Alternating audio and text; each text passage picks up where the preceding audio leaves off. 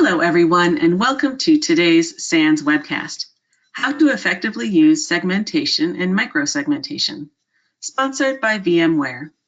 My name is Carol, author of SANS, and I will be moderating today's webcast. Today's featured speakers are Dave Shackleford, SANS analyst and instructor, and Nick Furman, technical product manager at VMware. If during the webcast you have any questions for our presenters, please enter them into the questions window located on the GoToWebinar interface at any time. Please note that this webcast is being recorded, and a copy of the slides and recording of this webcast will be available for viewing later today and can be found on the SANS registration page. And with that, I'd like to hand the webcast over to Dave. Thanks, Carolyn. Thanks, everybody, for being with us today. As I'm sure you can tell by the title of this webcast, we're going to be getting into a little bit around, well, really software-defined networking and software-defined security sort of by proxy. But what we're really looking at is the use of those tactics and technologies to facilitate better app security. Because at the end of the day, most of the time we're focused on things like application access, services that we're running, etc. And the sort of question becomes, well, as our organizations become a lot more sort of cloud native and as we also become more converged, what can we do to really ensure that these, sort of evolving technology stacks, particularly software-defined everything, are really functioning the way that we want them to? So we've got a lot of interesting things to talk about here. I'm excited to be joined by Nick from VMware, and I'm going to jump right into things. And so, hey, here we are. It's us. It's Dave. It's Nick. Off we go. So there's a lot of terms that get thrown out there today, and certainly as somebody that spent a long time dealing with, sort of heavy scale virtualization and the evolution of virtualization into sort of hybrid technology environments, one thing that's been about for, let's call it the past decade or so, has been this concept called software-defined networking. But depending on who you ask, you could get a lot of different answers as to what that really means.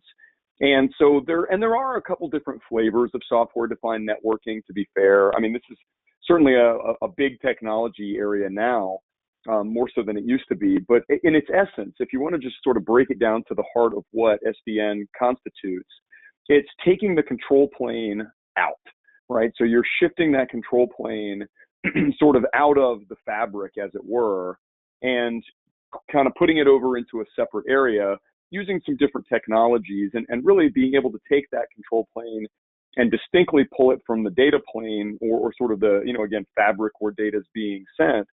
We've got a lot of use cases that are, sort of starting to really mature and come about in that area. And, really, if we're talking about ways to piggyback on cloud and virtualization technologies, this is very much one of them. It's sort of think of this as like an overlay model where now, everything's sort of traversing one back-end fabric, and we've abstracted out some of the networking components to a central policy engine that allows us to much more rapidly proliferate changes or requirements into the environment. So that's sort of one element to this. The other big piece of this is, frankly, just getting some new capabilities that give us opportunity to start building out much more granular segmentation types of models. And we'll get into that here just momentarily too. So I just threw out some use cases here, things that I've certainly seen over the course of my career, having worked with organizations doing this, looking at, things like prevention of denial of service in one, capacity or another, trying to adapt microsegmentation for application security. So sort of, again, learning how the applications are running and sort of flowing in the environment and building sort of dynamic behavioral policies and things about that. Building out different segments. So, traditional sorts of perimeter, quote unquote, think air quotes here, zones. So you look at things like DMZs or other sort of exposed zones or private zones for that matter. How can we do that in software? Things like security for virtual desktops. I mean, you could just keep going down the list because it's all predicated fundamentally on the use of convergence and things like virtualization technology stacks to make that happen. And that is very much the case pretty much across the board, whether you're doing this internally or whether you're looking to sort of build something like this in the cloud. So there are some different microsegmentation approaches out there. and I'm sure everybody that's on this webcast has heard this term bandied about in the industry. I mean, probably to the point where you're sick of hearing it in some cases, but I think it's finally come to fruition. I think, looking myself back at maybe 5 years ago, 6 years ago, somewhere in that time frame, when people started introducing the term microsegmentation, it felt a little bit ahead of its time, and I think many people described it in terms that were a bit ahead of their time. But I do think the time is now to be able to build a microsegmented model of networking and access control that, again, we can start controlling workloads based on things like app profiles, and to some degree also the workload attributes themselves. So think systems that have certain types of affinity. So these are systems in this group, these are systems in this group. Those systems need to be able to talk to each other, and we have some sort of attributes about the systems that we can latch onto and use. But then it's also because, hey, the application stacks we're building have to send traffic back and forth between these systems in some way, shape, or form. So those are different challenges that we have really not, sort of been able to meet with traditional networking approaches. And today, I think we can start moving more towards this isolation and access control model that starts to head towards something you may have heard called zero trust. Now, I am the first to say I don't think zero trust is really a technology. I think it's a philosophy. I think zero trust is something that unfortunately gets thrown around out in the industry, and people think, I can, implement X and have zero trust. No, I sort of don't agree with that. I mean, I think to be candid, I think the concept of a default deny posture, which is something we've been talking about in security for decades, is really zero trust in a lot of ways. It's just a different way of approaching it. But the, trust, if we would just take out the zero part of it, the trust has changed, because now the trust is predicated on some things that we didn't really have visibility into, and we might not have had the ability to sort of tie policy to as well. So given that we now have sort of a unified backplane or mesh that we're coordinating everything through, I truly believe microsegmentation and, maybe by extension, getting closer to zero trust is very possible today, where it really wasn't even a few short years ago. So there are a number of approaches. And one of the things that I really want to strive to talk about here, closer to sort of the end of the section that I'll be going through, is how do you know whether any of this stuff is working or not? I think it's really easy to put yourself in a position where you have, quote unquote, put in microsegmentation, but there's a lot of different types of microsegmentation, and there's a lot of different types of abstracted software networking that can give you microsegmentation. And so you'll see things like basic stateless access control lists, you see stateful firewall lists or ACLs, and then you start moving up into layer 7, where you're getting into, maybe signatures or behaviors of the protocols and the applications themselves. And microsegmentation often makes use of some combination of these. It's in fact very rare to find a legitimate microsegmentation solution that doesn't combine one or more, sometimes even all of these approaches. So you sort of need different things for different places and in different ways. There very much is still a place for simplistic, very, very lightweight stateless ACLs. But that's definitely not the bulk of how we're going to be designing access controls now. So then you move up into stateful firewall rules, and then layer 7, of course, is where you're really starting to have the most impactful model of segmentation and a segmentation design. But good microsegmentation techniques need to take all of this, to some degree anyway, into account. So if we continue going down this road and say, well, what can microsegmentation really do for me? I mean, what can I do to sort of mitigate attacks? I think it's helpful to think at least in some of the phases that are often referenced in the MITRE attack model, or some of the sort of kill chain strategic models that we've looked at over the past few years. And so I say to myself, well, what am I trying to solve? What's the problem I'm trying to solve by putting microsegmentation in place at a bit more tactical level? And these are just some examples. I don't know that reconnaissance is probably one that a microsegmentation solution or architecture or strategy would really help us too much with. You might be able to block certain sites or domains, or even, geographic territories, countries even, but Above and beyond that, reconnaissance is just really not something you're going to solve with this. That's better served with other types of monitoring, perhaps, and perhaps even some other technology. So I include that here just because I think it's important. People do talk about this and bring up recon, but I don't think SDN and microsegmentation through software-defined networking is probably going to really solve that one. Now, when we start talking about things like exploit delivery or the delivery of malware, I definitely think microsegmentation has some opportunities to help in this regard. So you might see blocking access to targets that, again, are things coming from untrusted systems, and now they're targeting systems in the environment. And this is the classic model of, hey, why does this system in a subnet need to be talking to the system next door to it? That's just not normal behavior.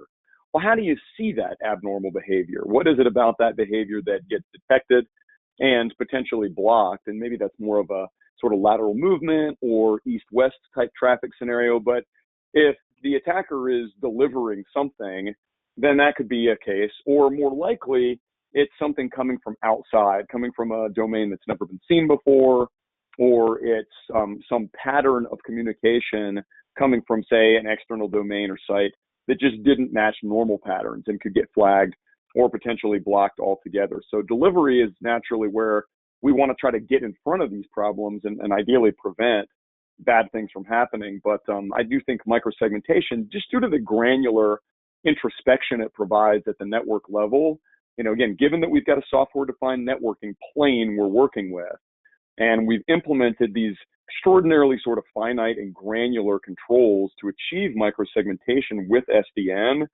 we can see a lot more, and we might be able to get a little bit more specific about how we coordinate systems that communicate with others.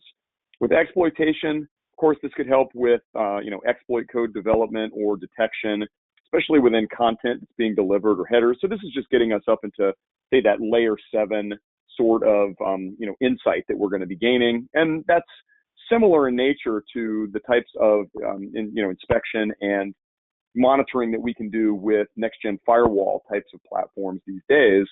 But if we've got that ability to do a super deep dive into the packet contents across that sort of backplane of SDN, then we may be very likely to get this as well.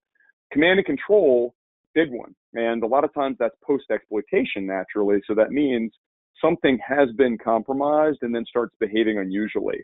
So we're back to behavior again. We start seeing that system X is now beaconing out on some schedule or is trying to communicate with a site that it has never tried to talk to before, or perhaps it's a site that has a known sort of malicious reputation, or we specifically see commands or content in the traffic. So there's a whole gamut of really what I think of as more north-south type communications that could fall under this header, but we definitely want to control this and block it ideally as soon as it's detected. And then the last one here is ultimately what happens when the attacker has gained that foothold, and it's mostly lateral movement, right? So typically what attackers do, they gain a foothold on a system, and then they start looking for new friends. And ideally, those friends will then lead them down a path towards sensitive data or whatever sort of assets they're after. Well, since we're all still communicating across this sort of unified backplane of SDN, we could start to see that. We could start to see that it's just unusual for this workstation to talk to another, or for this server to talk to another, because they have no relationship or affinity. They don't have the same application context, and they don't also fit into a grouping mechanism of like systems that need some sort of a policy level relationship. So I think SDN can really help with a lot of this. And this is just giving some more examples from the MITRE ATT&CK framework specifically. And one of the things I like about the MITRE ATT&CK framework, and many of you, again, I'm sure are familiar with this, it's a little more oriented towards the post-attack or post-initial attack stages. So then we're looking at things like persistence. Hey, I need to make sure that attackers aren't trying to set up shop and hang out, which often comes back to command and control. Same thing, we're looking at traffic protocols, packet contents, as well as that, sort of beaconing behavior or, systems we've never seen. The discovery is where systems are scanning for additional targets, and they may be doing that to some degree in a low and slow fashion, but low and slow is still detectable. And if it doesn't match a known behavioral pattern, then we might be able to pick that up. Lateral movement, of course, is the same as the last discussion we just had. You're still looking for use of credentials to gain access to systems, or we're using some sort of exploitative code or mechanism to try to gain access to systems that just have no business talking to one another at all. Then we're looking at exfiltration. So this is definitely in the north-south category, mostly just outbound, but what we're looking for is maybe, some encrypted traffic flow coming from a server that has no business sending out an encrypted traffic flow. Or we're looking at, attachments that are trying to be sent out of the network in unusual ways or things of that nature. So exfiltration is definitely one that we want to catch in any way, shape, or form, because up until exfiltration, it's just, it's just a potential attack. Once exfiltration's occurred, then we start moving into breach territory, and that's definitely a line we don't want to cross.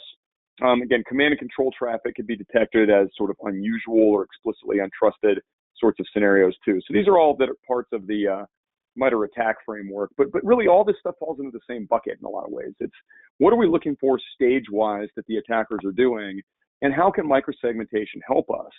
Well, there's a lot of ways that I've just started to talk about, but I'll tell you it's not a panacea in every case, because just about every organization out there has some, I don't want to say fringe cases, because these are fairly common actually, but has some use cases or business cases from a technology implementation perspective that make it very difficult to just unilaterally apply a deep microsegmentation approach using SDN and hope for it to solve all your problems. I just don't think that's really going to happen. For example, what if you have certain types of web services or applications that actually do need to be open? And microsegmentation really isn't built to try to protect this. Again, if we take that zero trust or default deny stance that most microsegmentation assumes as a starting point, this is the antithesis of that, right? Where you have a reason for these to be sitting out on the internet, and anybody randomly needs to be talking to it. So a good example would be a public-facing website that you don't have any restrictive controls around as far as who can at least communicate with it. Well, you can't really flag that traffic then for obvious reasons, or you're going to start interrupting business practices and processes. Things like user-based attacks or use of credentials. Well, what if there are cases where you actually have requirements for user interactivity and you start getting things like false positives as a result of that? So, again, the user side of this thing can't be understated, really. You have to look at this and say, well, there's too many user-centric cases to sort of quantify them all here. But since we're looking at legitimate connectivity, legitimate being an actual accepted set of credentials, microsegmentation may not be able to always discern when those credentials are explicitly being used in a sort of suspicious way or deliberately malicious way. Attacks that use the same traffic or ports or protocols, the easy one here is everything over 443, right? In fact, this is a whole big argument that's going on in the industry right now about different forms of encrypted DNS, right? Whether we do DNS over TLS or whether we do DNS over HTTPS. And a lot of people are sort of making the argument that the more we sort of cram into HTTPS traffic, the less meaningful any of it starts to become from a visibility standpoint. And that applies here as well. If everything's HTTPS, then, well, nothing's HTTPS, and we don't necessarily have any real capability to adequately segment that in all cases. So you start to see these challenges that, they hit all of us. So these are common things that we're running up against. Microsegmentation can do a lot, but it's not going to solve all your problems. Connecting insecure protocols over different ports. So you might have different ports in use or things that platforms just don't know about. And haven't seen before. So you could just cite that in itself as unusual, but it doesn't give you that sort of granular control that you're looking for without potential disruption. Man-in-the-middle attacks, which stateful methods will definitely catch, some of the stateless models will not. And so we've known about this for a long, long, long time in the classic ARP cache poisoning scenarios and any number of others that fall into this bucket. But if you're looking at your microsegmentation tooling, it's got to have some real understanding of who's supposed to be in the midst of a conversation, particularly an established session, and then make decisions based on that. And that requires a very deep level of sort of overall insight into the network altogether. So tons and tons of things that you look at and say, okay, I think there's a lot of opportunities to potentially attempt exploiting this. Things like remote reverse shells, where you just can't necessarily see some of those things. Layer 7 might be able to dig down into that content. Same thing with remote command execution. You've got to have deep inspection techniques to know a normal traffic pattern versus one that is somewhat malicious. And so we could keep on going. I mean, we could come up with about 1 million different attack scenarios, local stuff on the system. Again, you're not necessarily always going to see that down at the fabric level, and that's why you've got to have something tied to both. Web services connections with sort of weak transports, got to have header introspection there, integration with DNS to know where something's communicating in the first place. I mean, does your SDN service layer, and by extension your microsegmentation policies on top of it, have any visibility into what DNS is good or bad, right? Is it your internal DNS versus external? Now, today, I think we're all realizing that having deep visibility into all DNS activity is an awesome benefit to security and infrastructure both. But does that apply with whatever technology stack you've implemented in the SDN world? So I came up with some sort of interesting test run scenarios. In other words, testing to see whether some of these things are actually effective or not. And the accompanying white paper that's going to be coming out to go along with this is going to give you a ton more detail on this. So, make a note. There is going to be an awesome white paper coming out sponsored by VMware that really describes all of this in more detail. And I think I thought of this, having been a pen tester for over 15 years of my career, I sort of approached this from the perspective of prove it, right? Show me that you're able to catch X or Y and potentially do something about it. And so I sort of merged that mindset with my, sort of concept of how SDN mesh and fabric functions with microsegmentation policy on top of it. And so I looked at this and said, well, let's go through some of those scenarios. If I wanted to see the, ability to block or isolate or segment these web servers or applications that need to be open, I think the questions you're asking, can we detect network scans? Can we see that behavior that doesn't look like a normal visitor? In other words, can application and service attacks be detected? Can we see that certain sites or domains are trying to communicate? And so you can easily see where those things are tying in. You might be doing things like spidering activity as an early stage effort to then follow up with an exploit, in which case you'll see things like burp for testing, or potentially even Metasploit for testing services, some simple scans from Nmap, or even very high level tools like Nikto. If you want to get down to the application tier to see more application specific attacks, that's where something like SQL Map might be able to be used for SQL injection. But these are tough because, again, if this is needing to be open, it's really more about defining what needs to be accepted. Moving into things like user-based attacks and credentials and the use of credentials, this is where I'm going to use tools like psexec for executing the commands, credover for testing credential stuffing attacks, where somebody's basically pulled creds from a dump site and then just thrown them in and tries to use them. We might be able to do some simple things with Metasploit. Moving into some of the attacks using the same traffic or ports. This is where I'm going to try to actually emulate that. So I'm looking for some command and control. I'm looking for some covert channels where I can demonstrate things like lateral movement. And so this is a handful of tools: Faction, Covenant, AppFell, all of these sort of out and about in the community.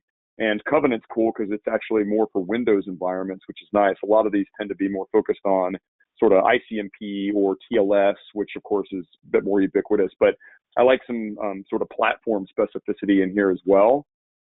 Looking at reconnaissance, as I said, that's a tough one. You can go use stuff like Shodan or, Maltego for just doing recon activity. And then the questions are, hey, does your SDN platform actually have that ability to do detection of those, sorts of recon activities? And could it dynamically block sites that are actively performing recon? And that's a tough one for sure. Insecure protocols over non-standard ports, back to the same thing. You can really rely on some of those same sort of covert channel or lateral movement tools for doing this. You can look at things like man-in-the-middle attacks, where things like Ceph for RDP, or BetterCap, which is, as you can imagine, the newer version of EtterCap that allows us to test things like DNS or ARP cache poisoning or DHCP spoofing. You can set a bunch of stuff over proxies, awesome tools, that are out there for doing exactly this kind of testing. But as I mentioned earlier, this is one it's really a tough one. It's tough to sort of nail this one down with most major SDN platforms. Things like remote reverse shells, there's a handful of tools here that came from the last lateral movement types of scenarios or from the covert channel scenarios, but you can use them for this too. And I also mentioned DNS Cat 2, which is explicitly for DNS-based covert channels. And again, given that DNS is such a prevalent part of the environment, another good one that we can use. Things like remote command execution.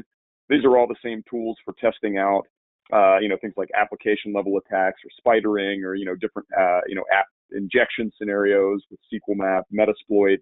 Can those things be blocked? Can your application and service attacks be detected when you're sending them? Local attacks, we could use things like local Python or PowerShell execution. We can try any of the various forms of Mimikatz to try to just pull local creds as an example, see if that stuff gets picked up, and then sort of piggyback with that into policies that can prohibit even a system that was quote unquote trusted from following up on activities where something like Mimikatz was observed. Now that's a deep level of integration that a lot of SDN platforms, again, just really aren't built for. Weak transport protocols, you've got Test SSL and Test SSL server for setting up some weak transport mechanisms, and then connections outbound to public web services. Again, this is simply going to see if, maybe exfiltration is occurring. There's not really any specific tools, maybe then a browser, people just connecting to things. You could easily come up with even some very simplistic Python scripting or something that would just take like some bogus data and try to ship it out somewhere. And, these are cases where it's almost better to just roll your own, but you're looking for that sort of detection. And as I said, really encourage you guys to follow up with the very shortly to be released white paper that goes into a lot more detail and sort of explains all these things. But I think it's important to note that we're seeing nothing less than a seismic shift in the world of network security and how it's getting implemented. We're coming to rely on SDN more and more and more, whether in-house or in cloud or both. And on top of that, again, imagine sort of the layering of microsegmentation policies that can talk to workloads and or the fabric or both to help you actually go through test scenarios to see whether or not you're capable of detecting and blocking these attacks. And then there's some tools to hopefully help you guys get started down that path. So with that, I'm going to hand it over to Nick.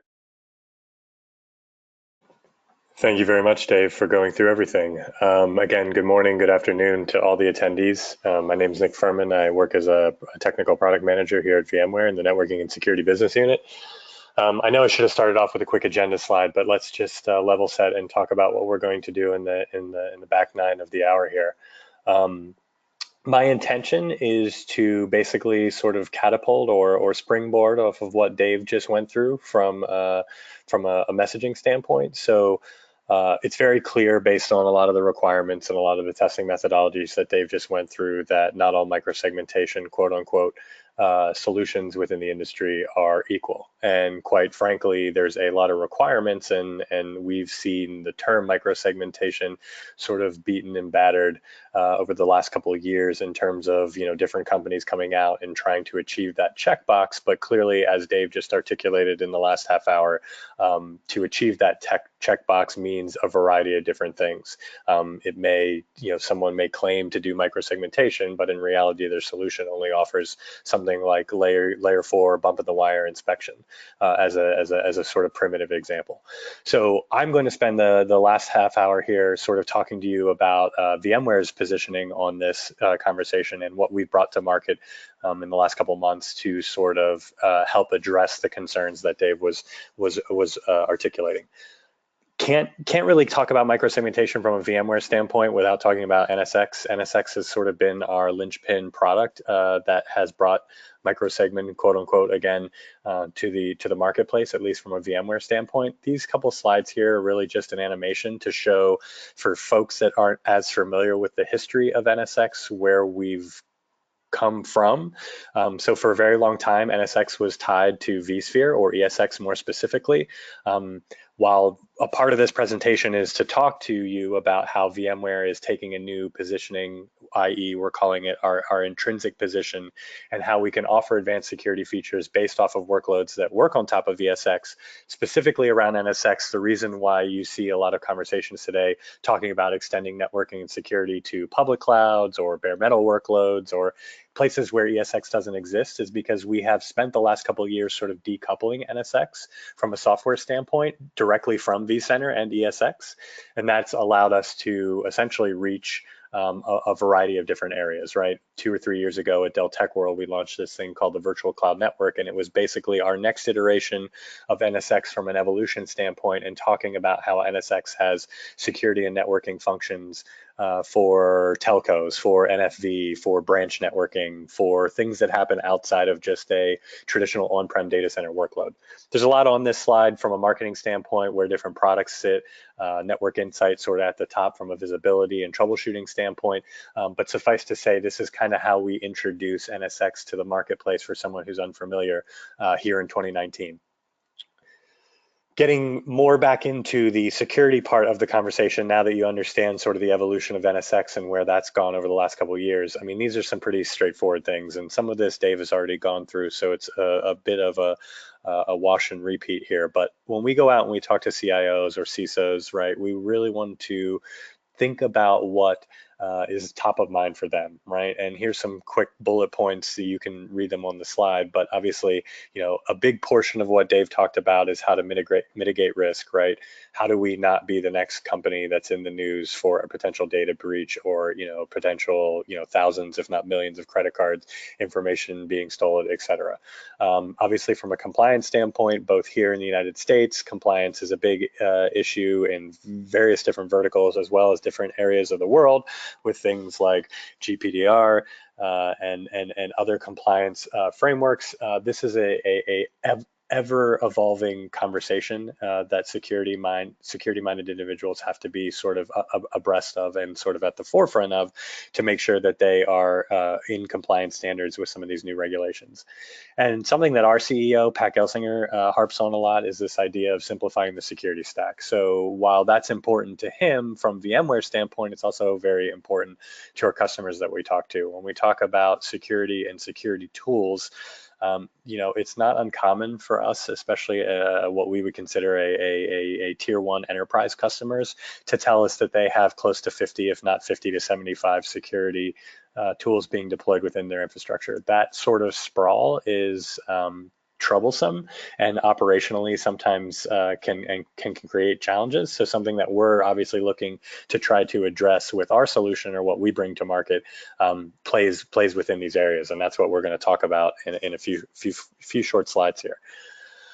From a level setting problem statement standpoint, as I said, Dave already went through a little bit of this, but this is our spin on it, right? So the traditional perimeter or perimeter firewall, the traditional firewall vendor that is out there, obviously VMware is not thought of in that space when we talk of the likes of like Cisco with ASA or Palo Alto with some of their devices or their virtual devices and their appliances, et cetera. But those architectures, those feature sets, those platforms have been developed, generally speaking, to solve a different problem, right? When we talk about the perimeter use case, and we're basically talking about, protecting the masses. This is like using the Middle Ages example, like, they built a moat around the castle to protect everybody within the castle walls. Well, that moat, if it was a firewall, needs to have a different set of software requirements or really software features that it supports to address those particular use cases. If we're talking about protecting the masses or protecting the real estate of the business, that means like maybe your 25 most mission critical revenue generating applications, right? But what we're trying to promote with this new idea of what we're calling, and I haven't even got to it yet, it's called the service-defined firewall, which was internally named conveniently the internal firewall while we were developing this internally. Those requirements around developing something that we would call an internal firewall are much different, right? And the analogy that's used here on the slide is to think about what it means to possibly protect your family. So it's one thing to put locks on your doors of your house. Again, that's perimeter security. But what happens inside the house? Where, do you place cameras? Do you have a dog? Does the dog trust individuals of your family? Again, there are certain things that we start to be able to understand when we look at this problem through a different lens, and we're thinking about the 4 or 5 members of my family, right? I know their patterns. I presumably trust my mother and father.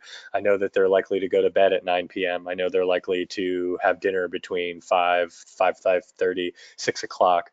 Those sorts of things. I know what, the opposite of those. I know what makes them tick. I know what makes them get upset, or what may make them emotional.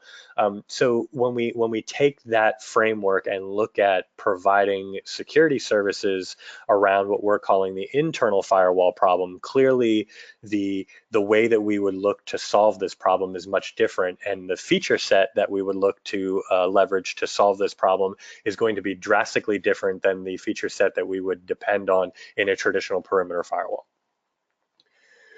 The other sort, and Dave touched upon this again. Dave, I know I keep giving you props because you went through so much good information, but the other thing that's sort of part and parcel to why this lateral movement, quote unquote, internal firewall problem is so relevant and so prevalent right now is also sort of hand in hand of where we're going from an application development methodology standpoint, right? Dave mentioned this earlier a bit, but we're all familiar with the traditional monolith way of deploying applications. This is VMware's bread and butter. Then along came, compute virtualization. Along came the advent of the hypervisor, and then we started to sort of break away those traditional monolithic type application frameworks and start to break into much more tiered based application frameworks. The thing that everybody and their brother talks about, the 3-tiered demo app example, right? I have a web front end, I have an app middle tier, and I have a database tier in my 3-tiered app, right? That tiering has been prevalent in the last decade, if not longer, with the advent of different technologies taking advantage of certain technologies in the data center space. Obviously, VMware plays a huge role in that. But where we are today is even quite different than that, to be quite frank. Most of the enterprises that I've talked to over the last 24, 36 months have started to look at sort of the next iteration of application architecture. How do we leverage things like containers as an infrastructure technology to allow us to build more microservices-based architectures, right?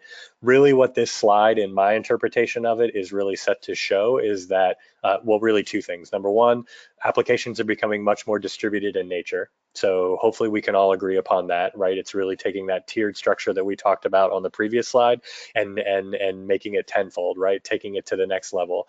And number 2, that concept of that perimeter that we talked about before is quite frankly kind of eroding, right? When you talk about hybrid applications and this idea of having some parts of your application exist on-prem, possibly some parts of your application existing in a public cloud service, components or services within that application reaching out to, as the screen shows here, cloud services like Office 365 or AWS or Office Update or something else in the Microsoft suite. That idea of the perimeter is it's still there, but it erodes in the sense that it's not as defined as it used to be when we had a monolith or even a tiered application where everything existed on-prem and we could build a wall or a perimeter around that application and start to provide security services around that perimeter. Again, we'll take the containerized architecture as sort of the extremist view of this. The ephemeral nature of containers sort of makes this whole conversation much different. Unlike VMs that sort of, again, do get spun up and spun down, containers or microservices, may get spun up or spun down multiple times within a day. Rarely do we see that type of churn or type of turnover when we're talking about provisioning virtual machines. So again, this erosion or distribution of perimeter, obviously applications themselves are becoming more distributed in nature, the ephemeral nature of things. And again, all this is basically to say what Dave was saying earlier, this idea of shrinking the attack surface or providing internal east-west security remains a huge challenge, right? Especially as things become more distributed and things don't exactly marry to a prescriptive on-prem framework that may have worked for the last 20 years of your business.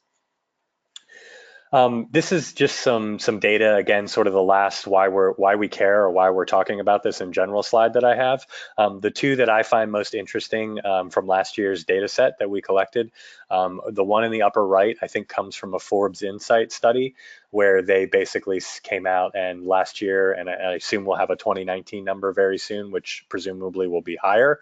But suffice to say, they averaged out the average cost of a data breach in last year was about a little shy of $4 million, right? And that is, especially to some of the mid-tier, smaller tier commercial customers, that's huge amount of money if some sort of security challenge or potential breach occurs, right, from a business standpoint. The other thing that Dave mentioned earlier when he was talking about how attackers are sort of getting more sophisticated and oftentimes they'll sort of attack an application or a server, and quite frankly, sometimes they even sit dormant for times once they've compromised a box, and then 30 to 45 days later or 3 months later, they'll start to look at how they can move laterally within the infrastructure. The thing that I also found very interesting from other studies that came out last year was, we sort of assume that attackers are compromising an exploit or something that is not patched, or there's a particular service that needs to be updated to a particular new version to make sure it's not exploitable in this way, shape, or form. That's all great and good to begin to protect and harden and lock down a lot of that stuff. But what came out last year are that stolen credentials are the most common types of breach. What that says to me in terms of someone who's trying to provide security, networking and security services to customers in the modern landscape is attackers, bad guys, quote unquote, are basically walking in through the front door. It's one thing to go and make sure you have patches and hardenings and you're not CVE scores and those sorts of things. Those I'm not saying those are not relevant. In fact, part of our solution is trying to combine workload protection with network controls. But think about the type of attack and how the mindset has to change when essentially the attacker is coming in as a quote unquote trusted user, i.e. they stole credentials from someone who is potentially in the organization that should have access into certain resources within IT, and then they're figuring out how to sort of laterally move in there. So taking a look at identity and identity credentials and things should all be part of these next generation security frameworks. So transitioning from the sort of intro of why we should be caring about this conversation, which obviously Dave went through a lot of that earlier now, and looking at what we're actually bringing to market from a VMware standpoint, before we get to that, the last sort of introductory piece is really just looking at some ways to approach this conversation historically, and how the industry has tended to address this historically speaking. So I call this securing the old way, right? And really, if we break down each three of these, we can talk probably for the next 30 minutes in each one of these respective pillars, but I've sort of brought a summary slide here to the forefront, right? Microsegmentation, when we're talking about L4 inspection or L4 sort of bump in the wire inspection, that is what NSX did for 5-7 years ago. It's what made the product. It's what drove microsegmentation and SDN as a success story for VMware holistically, right? But it does also have some challenges, right? That traditional model, not from VMware standpoint, from an NSX standpoint, we're not necessarily using agents, but other solutions in the industry do use agents to check that box, if you will. So that has agent overhead. Agents can be compromised. There's some misses with that approach, admittedly. What I mean by network firewalls are more that conversation around the perimeter that we were talking about earlier. Clearly, there's a large business out in the world right now for hardware-based firewalls. A lot of those companies that are selling hardware-based firewalls also have virtual appliances that they sell. But even, some of when we're talking about the misses architecturally speaking in network firewalls, one of the ones that has remained prevalent for, quite frankly, 2 decades, if not longer, is this idea of suboptimal forwarding or traffic hairpinning, right?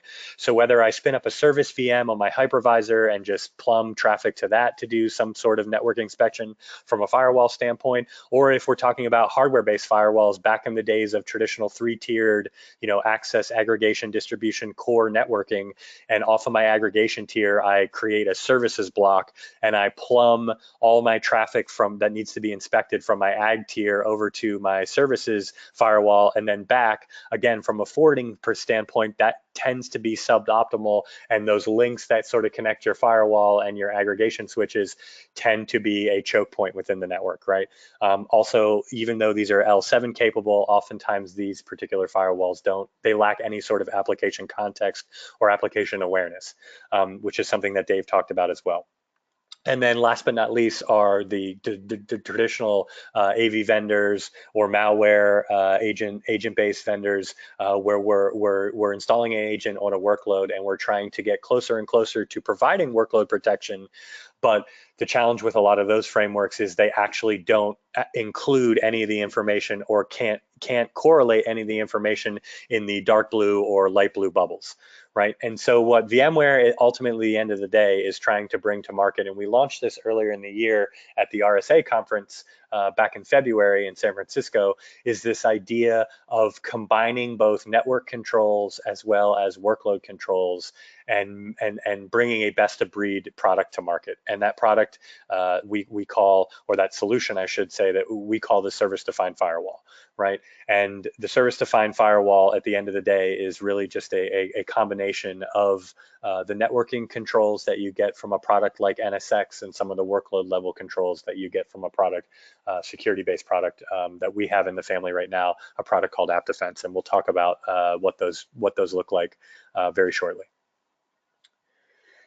So this internal firewalling problem that we've been talking about, right? Again, really what we're aiming to do is sort of define and bring to market a solution that looks at this intrinsic security or internal firewalling problem much different, right? And these are just some pillars that we'll talk about, but suffice to say, right, first and foremost, our goal is to reduce the attack surface, and we can reduce the attack surface and limit that lateral east-west movement by giving the best of breed from a networking control standpoint, also combining application and process level information that's actually happening on a workload, right? So combining both network controls and workload controls to reduce the attack surface and gain really low level and deep levels of understanding about applications, their topologies, how they perform, what are their behaviors, what should be trusted, what shouldn't be considered trusted, combining, L4 and L7 segmentation controls on the network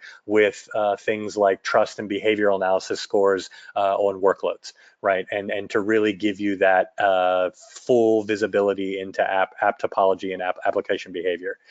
And then this idea of also, baking in security, the intrinsic nature of this whole conversation and why we believe at VMware we're uniquely positioned to provide this security offering is because the majority of applications in the world, especially virtualized applications today, run on top of our hypervisor. And when we talk about, even the case of agents that I mentioned earlier, right? Agents, if an attacker compromises the box and they gain root access, there's no protection, there's no root controls around root. So if you have an agent that's providing your segmentation or security platform and the host becomes compromised, the first thing that the hacker or bad guy, quote unquote, will do is likely disable the agent, right? We sort of don't have that problem, and we're much harder to compromise because our controls sit in the hypervisor. And so they're just there, and they're there when you turn on the application. So at the application or the microservice or the services runtime or instantiation, the security controls are right there along with it. It's not an after the fact. We don't bring up the application, run the application for 2 months, and then install the agent and then start to be able to figure out how to write our segmentation policy. All of that is there sort of intrinsically just by the nature of where sort of VMware sits from a hypervisor standpoint.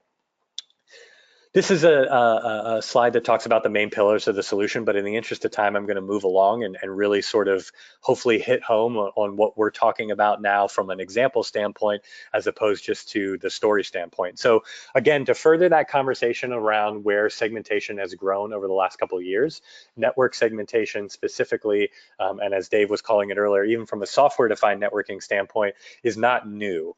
Right, we've been segmenting networks literally since Cisco built the first router and switch in the late 80s, right, early 90s.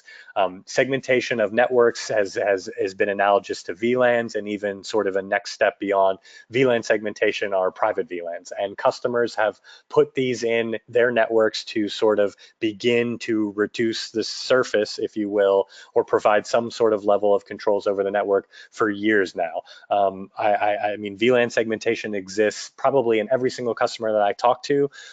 Customers have varied opinions on private VLANs. That introduces some operational complexity that sometimes doesn't give you the level of benefit that you're looking for, conducive to the level of complexity that private VLANs introduce. Anyhow, that all being said, to the points that that were made even earlier in the presentation, right? Even though I start to segment and say, okay, I have VLAN 1, I have VLAN 2, I write an access control list that say this is what should or shouldn't be able to talk between the VLANs. Really, that's kind of like, that was table stakes a decade ago. And to some of the tools that Dave was talking about earlier, even a simple Nmap or a port scan, once you're inside of a logical segment, i.e. I'm now on a host or on a workload inside of VLAN 1, even if my domain is that I can only talk within VLAN 1, chances are with a simple port scan, I can still see a whole heck of a lot. And that's what we're showing here, right? And so at the network level for the past almost a decade, as Dave said, right, customers have started to be able to put some baseline microsegmentation in that has even drastically reduced what that initial port scans can see.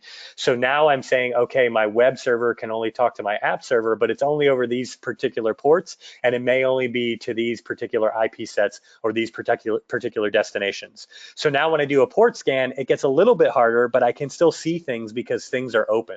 Right, so I know there's open services because my microsegmentation policy says my web server should have any to the outside, or excuse me, port 80 open to the outside world, but for my web server or my front end load balancer to my app server where my Nginx or my Tomcat or my Apache service sits, I'm also leaving port 80 open, right? And so what do we do to go beyond that, right? Beyond that, just layer four inspection. And that's where, and Dave already made these points, right? That's where we start to look at things like layer 7. We start to introduce things like application awareness, context awareness, application strings, where we can actually do checks, where we can say, okay, well, I know port 80 is open, but I also want to punt this traffic to a deep packet inspection engine within the framework and actually guarantee that it's legitimate HTTP traffic. And so the example you see on the bottom of that slide, in the case where an attacker may be doing something like executing reverse shell, the shell may work, the reverse connection may work in one direction because the port's open. But if we're doing inspection to guarantee that it's a particular type of traffic, that reverse shell would fail if we're trying to do something malicious over an HTTP port that's open, but using actual DNS traffic as an example, right? So now that we've reduced the attack surface, now we start to look at actually doing things on the workload. And that's where you heard me mention earlier a product that's been in vSphere for quite some time called App Defense. We're actually starting to not only provide tighter controls on the network, but now start to provide tighter controls on the workloads themselves, right? And this is where we can go in, we can take reputation scores, we can look at CVE scores, we can do things like Dave was mentioning earlier. If we've already established a trust reputation score for a particular application, but now all of a sudden that application is executing using a PowerShell script or some sort of Python script and we've never seen that executable over the last 255 days that application has been trusted, we can start to do things like flag that as an anomaly. We could even completely block it from executing completely. Right? And that's where we're coming back, and we're combining both the best of what we're calling foundational cyber hygiene. That's OS level integrity checks, CVE scores, hardening to make sure that patching has happened. Am I at the right version of ESX? Do I have the right security patches from ESX 6.7, patch 3, et cetera? Mapping process to process communication, really giving you that full visibility from a workload standpoint and wrapping that around your workload, but then also giving you that same sort of level of controls from a network standpoint. And this is where we start to look at what do we offer from a network control standpoint. This is, full L4, L7 inspection. This is URL whitelisting for cloud-based services. This is WAF. This will eventually grow into things like IDS and IPS. From an NSX standpoint, all of those things combining and coming together from a network control standpoint and from a workload control standpoint to deliver the service-defined firewall. And that's where sort of this last slide is. It's a bit of a stack slide and it's a build slide, but in the interest of time, I just wanted to build it out completely so you understand what we're talking about. We're talking about providing what we do from a workload we have a security framework at VMware that talks about how to secure just ESX, i.e. the host and platform security conversation. But what the service-defined firewall is really talking about is now that the applications are running on top of ESX, or it could be any of these other places. It could be Kubernetes, it could be bare metal, it could be AWS, et cetera. We're taking that same application and providing the same stack that you see here. And no matter where the application lives or where the application basically gets spun up, the same networking and security services that you've come to know sort of from NSX and now from App Defense, and combining those together in the service-defined firewall, and being able to leverage that framework really anywhere your application anywhere your application resides. So in summary, what does this really bring, or what did we launch? As I mentioned earlier, our goals with the service-defined firewall are to reduce the attack surface, right? Limit that east-west lateral movement that Dave talked about earlier, bring total application awareness or application context that allows us to make more intelligent security policy that includes, L4 controls, L7 controls, process level controls that are happening actually on the application itself, being able to say within an application, before my communication even hits the wire, I don't want process A to be able to communicate with process B. That has nothing to do with data on the wire. That's just saying, okay, my security policy dictates that process A should never communicate to process B, so I could write a security policy that prevents that from happening. And then last but not least, as you saw on the previous slide, taking that framework, basically making it distributed and tying it with the application, so no matter where the application runs or where it gets provisioned, that same application security framework or that security stack is available alongside of the application, no matter where it's being ran. So that's kind of the service-defined firewall in a nutshell. I know I went a few minutes over, but we have a few minutes here at the end. I'll be quiet now and open it up for if you guys have any Q&A here for Dave and myself in the last couple minutes. All right, thanks for that great presentation. I'll jump right into the Q&A. Our first question references what you were talking about. It says, how does service-defined firewall fit into VMware's broader security story? Yeah, sure. Good question. So there's probably a lengthy a couple minutes, but in 30 seconds, at VMware, we are making significant investments in security. In fact, actually our one of the two most recent acquisitions within the last 30 to 60 days, $5 billion worth of acquisitions that are coming into VMware is specifically in this space. And it's actually causing us internally to build sort of a security focused business unit to lead the charge in how all of this stuff comes together. So today, what I talked to you about was a little bit of the networking and security conversation in the broader context of security here at VMware. But now that we have a new business unit being formed to focus on this, looking at it across the company, just this little element of the service-defined firewall is really just a small building block in what we have to come. And what I can say at the moment without putting my job in jeopardy is VMworld EMEA is right around the corner, second week of November, or really the first full week of November, November 4th, and we are planning to announce some interesting stuff around security, both from a networking and security standpoint, as well as the broader VMware security. So stay tuned. We have some exciting announcements coming very shortly in that arena. All right, well, that's all the time we have for today. Thank you so much, Dave and Nick, for your great presentation, and to VMware for sponsoring this webcast, which helps bring this content to the SANS community. To our audience, we greatly appreciate you listening in. For a schedule of all upcoming and archived SANS webcasts, including this one, please visit sans.org/webcasts. Until next time, take care, and we hope to have you back again for the next SANS webcast.